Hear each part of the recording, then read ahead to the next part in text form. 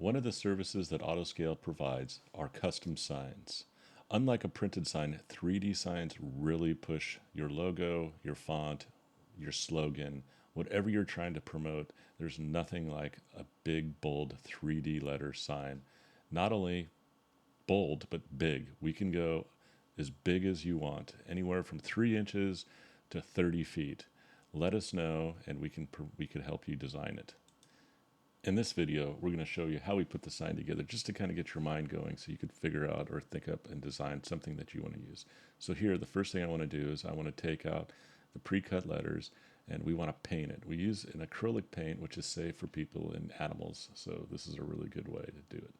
So first we put the base coat on. We want to do at least 2 coats of this because after you do 1 coat and after it dries, you will see a few little white specks coming through. So a second coat is suggested.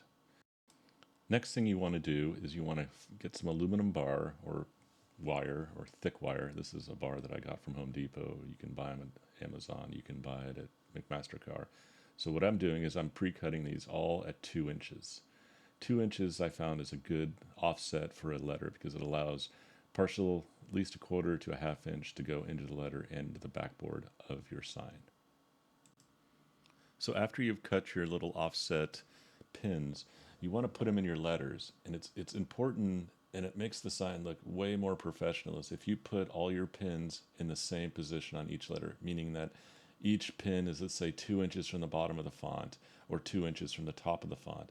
That way when the letters are actually installed onto the backboard and you walk around and you can see the pins, it just gives that little extra professionality.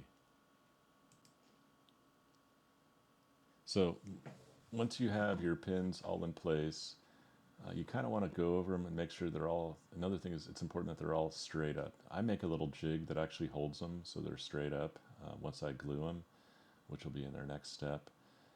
So this is the little tool I used. It actually is pretty crude, but it actually does a really good job of getting them exactly. The next thing you want to do is you want to lay a piece of paper down and you want to trace each letter of where they are on the paper. Then from that, you want to mark each pin. This is going to allow you to locate your letters on your backboard in place, which is extremely important. So once I did that, I poked through where all those holes are into the backboard. That way I know which each letter will be able to sit in there. And I do a test fit. So once you poke the holes for each pin to sit in, you want to place your letters, make sure that the letters are flush or level so that they're, when you look across the top, there's not letters sticking up or sticking down. And then these little 1-inch blocks of foam keep the letters consistent. Here's the sign finished, dried, ready for display.